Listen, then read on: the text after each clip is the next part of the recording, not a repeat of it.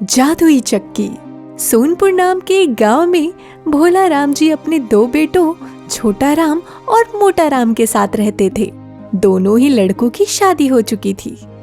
छोटा भाई छोटा राम मोटा था, लेकिन पढ़ने लिखने में बचपन से ही चंचल और होशियार था। वही बड़ा भाई मोटा राम शरीर से तो मोटा नहीं, पर मोटी बुद्धि का था। अपने मोटे और छोटे शरीर के कारण छोटा राम किसी भी काम को करने में बहुत आलस करता था। वही हमेशा सोते समय अमीर बनने के सपने देखा करता था। अरे छोटे, जा जरा बाजार से राशन लेकर आ। नहीं नहीं, मैं तो राशन लेकर नहीं आ पाऊंगा, इतना भारी होता है। मुझसे तो अपना भार नहीं संभलता, आप भैया को भेज दीजिए। कमबख्त, पढ़ा लिखा कर क्या मैंने तुझे इसी दिन के लिए बड़ा किया? एक काम नहीं करता है, बस घर में बैठकर रोटियां तोड़ते रहता है। हाँ, बोल तो आप ऐसे रहे हैं जैसे अपनी 30 एकड़ की जमीन की जुताई आप खुद ही करते हैं, चप्पल घिस घिस के। आज तक एक काम तो करते देखा नहीं मैंने आपको, ना जाने कहां से इतने पैसे लाते हैं। भोला राम को छोटा राम पर बहुत गुस्सा आता है और सभी के सामने वो उसकी चप्पल से पिटाई लगाता है। ये देखकर बड़ा भाई मोटा राम अपने पिताजी को रोकता है। पिताजी, ऐसे सबके सामने छोटू को मत मारिए, गुस्सा थूक दीजिए। मैं अभी बाजार से राशन लाता हूँ। आ गया पिताजी का चमचा। आज तो सुकून मिल गया होगा ना मेरी बीवी के सामने मुझे पिटता हुआ देखकर। फिर ये दिखावा क्यों कर रहे हो? मोटा राम कुछ नहीं कहता और वो राशन लेने के लिए चला जाता है। बड़ा होने के साथ साथ मोटा राम घर का लगभग सारा काम बहुत जिम्मेदारी से किया करता था। वही छोटा राम कभी कभी ही छोटे मोटे काम कर लिया करता था, पर ज्यादातर दिन भर वो घर में बैठकर ख्याली पुलाव पकाता था। छोटा राम की पत्नी सुलेखा भी चंट स्वभाव की थी। वो अपने पति से कहती है, बस अब यही दिन देखना बाकी रह गया था। घर में आपको कोई भी कंटाप लगाकर चला जाएगा और मैं चुप रहूंगी क्या? अभी जाती हूँ बाबूजी के पास। अरे पगला गई हो क्या? ज्यादा जुबान चलाओगी तो कहीं हमें घर से ही बाहर ना निकाल दे। हाँ तो मुझे भी जिंदगी भर रसोई में घुसकर सबके लिए रोटियां पकाने का शौक नहीं है। मुझे तो सिर्फ आपके लिए ही रोटियां पकाना है। आखिर आप ही मेरे सब कुछ हैं। आप कुछ करते क्यों नहीं? अगले दिन छोटा राम अपने पिताजी से माफी मांगता है और खेतों का काम देखने लगता है।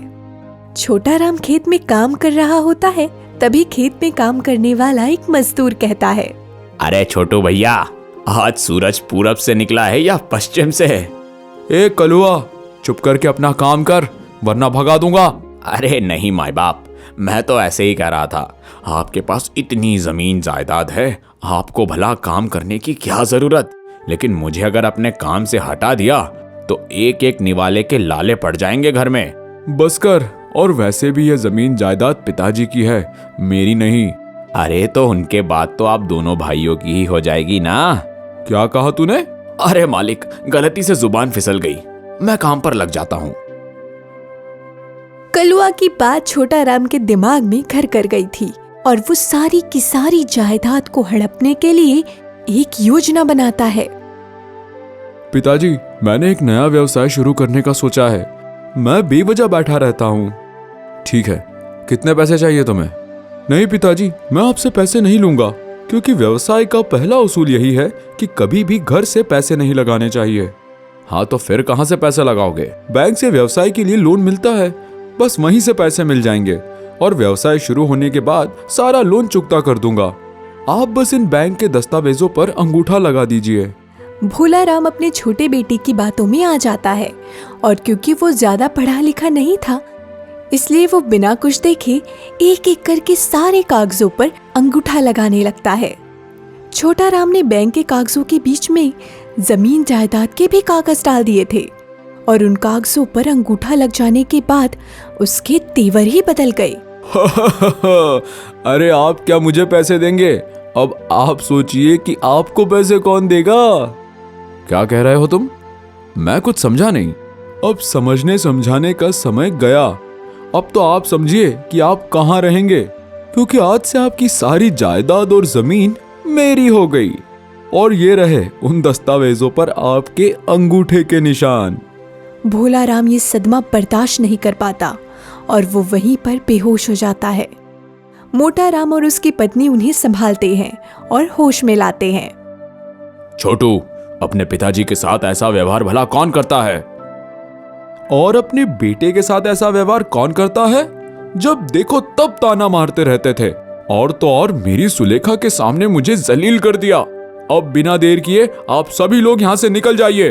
अरे बेटा, लेकिन अब ऐसे अचानक हम कहाँ जाएंगे? वो सब हम नहीं जानते। बहुत रोटियां बेलनी है इस दिन के लिए मैंने, अब बस और नहीं। चलिए जाइए यहाँ से। चला जाऊंगा, लेकिन कम से कम मुझे इस घर से वो चक्की लेकर जाने दो। वो मेरी माँ की आखिरी निशानी है। हाँ हाँ, क्यों नहीं, ले जाइए। वैसे भी अब तो हम मशीन से अनाज पीस ही लिया करेंगे। चक्की घिस घिस के हाथों में छुर्रियां पड़ गई हैं। भोला राम उस चक्की को लेता है और सभी वहां से चले जाते हैं। कुछ दूर भोला राम उस चक्की को लेकर चलता तो कुछ दूर मोटा राम। ऐसे ही चलते हुए जब सभी थक गए तो मोटा राम की पत्नी सुमित्रा ने पूछा, पिताजी, हमारा सब कुछ तो खत्म हो गया, फिर हम इतनी कड़ी धूप में इतनी भारी भरकम चक्की उठाकर क्यों चल रहे हैं? अब तो भूख भी बहुत लग रही है। अरे बेटा, यह कोई मामूली चक्की नहीं है। उस निकम्मे को भला क्या पता कि उसने असली खजाना तो मुझे दे दिया है। कैसा खजाना पिताजी? इस चक्की में आखिर ऐसा क्या है? ये जादुई चक्की है, मुझे मेरी माँ ने दी थी। क्या जादुई चक्की? हाँ, जादुई चक्की। रुको, तुम्हें भूख लगी थी ना? अब देखना इसका कमाल। भोला राम सबको लेकर एक सुनसान जंगल में जाता है और जादुई चक्की से कहता है, हे जादुई चक्की, आप हम सभी के लिए अच्छे पकवान दे दीजिए। इतना कहते ही चक्की घूमने लगती है और उनमें से एक एक करके ढेर सारी थालियों में एक से एक पकवान निकलते जाते हैं। ये सब देखकर दोनों पति पत्नी बहुत खुश होते हैं। अरे वाह पिताजी, ये तो वाकई जादुई चक्की है, पर ये काम कैसे करती है? बहुत आसान है। हे जादुई चक्की कहकर तुम इससे जो भी मांगोगे और जितना भी मांगोगे ये उतना तुमको देगी। आज तक मैंने जो भी पैसे कमाए हैं वो सब इस चक्की की ही तो देन है। इसी की वजह से मुझे कभी कहीं पर काम नहीं करना पड़ा। लेकिन बस एक बात का ध्यान रखना, इससे जो कुछ भी मांगना बहुत सोच समझ कर मांगना, क्योंकि इस चक्की से मांगी हुई हर इच्छा पूरी होती है। इसके बाद सभी पेट भरकर खाना खाते हैं और फिर सब बारी बारी से उस जादुई चक्की से कुछ मांग कर देखते हैं। हे जादुई चक्की, हम सबके रहने के लिए एक आलीशान घर बना दे। मोटा राम के इतना कहते ही वो चक्की जोर से घूमने लगती है और देखते ही देखते जंगल के बीचों बीच एक बड़ी सी हवेली बन जाती है। मोटा राम और उसकी पत्नी की खुशी का ठिकाना ही नहीं था। इसके बाद सभी हवेली के अंदर जाते हैं और फिर मोटा राम की पत्नी सुमित्रा भी उस चक्की को आजमाती है। हे जादुई चक्की, खाने के लिए 1 महीने का राशन दे दो। इतना कहते ही चक्की फिर से घूमती है और रसोई घर में 1 महीने का राशन आ जाता है। धीरे धीरे समय बीतता है। समय के साथ छोटा राम और आलसी होता जा रहा था और कोई भी काम नहीं कर रहा था। उसको धन का घमंड आ गया था और वो एक एक करके अपने पिता की सारी जमीन बेचकर अपना और अपनी पत्नी का शौक पूरा करने में लगा हुआ था। लेकिन उसके ठीक उल्टा मोटा राम आज भी मेहनत करते रहता था। एक सुबह छोटा राम के खेत में काम करने वाला कलुआ जंगल में लकड़ियां बिनने गया था। तब उसकी नजर उस बड़ी सी आलीशान हवेली पर गई। उसने गौर से देखा तो उसे पता चला कि ये हवेली मोटा राम और उसके पिता की थी। इस बात को बताने के लिए वो तुरंत छोटा राम के पास पहुंचता है। मालिक, गजब हो गया। अरे वो आपके भैया। अरे क्या हुआ? ऐसा क्या देख लिया तूने जो भागता हुआ इतनी सुबह सुबह यहाँ आ गया? अरे मालिक, आपके भाई ने जंगल में बहुत बड़ी हवेली बनाई है और उनके पास गाड़ी भी है, वो भी पूरे 4 पहिए वाली। तेरी नींद लगता है पूरी नहीं हुई है, इसलिए तो खुली आंखों से सपने देख रहा है। अरे उसे तो मैंने एक फूटी कौड़ी तक नहीं दी। जा काम पर लग जा। अरे नींद तो आपकी पूरी नहीं हुई है लगता है मालिक। मुझे तो आपने कब का काम से निकाल दिया अपने उस खेत को बेचने के बाद। यकीन ना आए तो जाओ और जाकर खुद देख लो। नींद ना खुल गई तो मेरा नाम भी कलुआ नहीं। हाँ। छोटा राम तुरंत जंगल में जाता है और चुपके से देखता है तो उसे सच में वहाँ एक बड़ी सी हवेली दिखाई देती है। फिर थोड़ी देर बाद उसको उसके पिता भोलाराम और भाई मोटाराम भी दिखाई देते हैं। ये देखकर उसकी आंखें चौंधिया जाती है। वो चुपके से थोड़ा और पास जाता है और खिड़की में से अंदर देखता है। उसे दिखाई देता है कि सुमित्रा उस जादुई चक्की के सामने बैठकर कुछ मांग रही है और उसके बाद उस चक्की में से वो सारी चीजें अपने आप निकल रही हैं। ये देखकर वो समझ जाता है कि क्या मामला है। थोड़ी देर और वो वहीं खड़ा रहता है और मौका मिलते ही वो अंदर घुसकर उस चक्की को चुरा लेता है और अपने घर वापस आ जाता है। सुलेखा, कहाँ हो? अरे ओ मेरी धर्मपत्नी, देखो तो सही, आज मैं कितना बड़ा काम करके आया हूँ। आती हूँ। सुबह सुबह इतना क्यों फुदक रहे हो? पता नहीं आज कौन सा तीर मार दिया। हाँ बताइए, क्या करके आए हैं? अरे ये देखो, ये चक्की लाया हूँ और ये कोई मामूली चक्की नहीं है, जादुई चक्की है। मैंने खुद देखा सुमित्रा भाभी को इससे अपनी इच्छा मांगते हुए। ये सब कुछ देती है। अच्छा, तो रसोई घर में से मुझे इस चक्की को दिखाने के लिए बुलाया गया है। अगर वाकई में ये कोई जादू करती है तो फिर दिखाओ, वरना मैं चली रोटियां बनाने। वैसे एक बात बताइए। रुको, अब कोई बात नहीं, अब बात मेरी इज्जत पर आ गई है। अभी दिखाता हूँ तुम्हें। इतना कहकर सुलेखा की बात को आधे में काट देता है और चक्की को नीचे रखकर बैठ जाता है।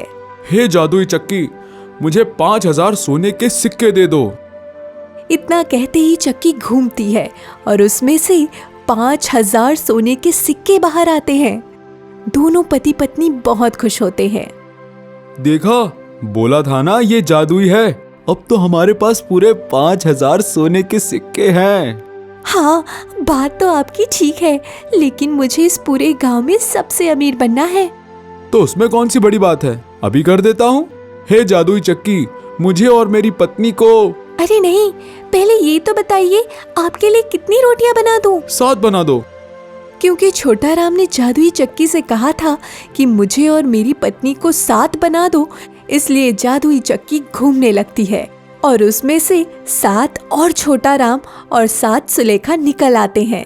अब वहाँ एक जैसे दिखने वाले कुल 8 छोटा राम और 8 सुलेखा इकट्ठा हो गए थे। फिर उन सबकी नजर जब उस 5000 सोने के सिक्कों पर जाती है तो सभी उसे पाने के लिए एक दूसरे से लड़ने लगते हैं और देखते ही देखते वो सभी एक दूसरे को मार डालते हैं। अगले दिन गांव वाले उन सभी को मरा हुआ देखकर डर जाते हैं और उस दिन से कोई भी कभी उस हवेली के अंदर नहीं जाता। आखिर में किसी के हाथ कुछ नहीं लगता।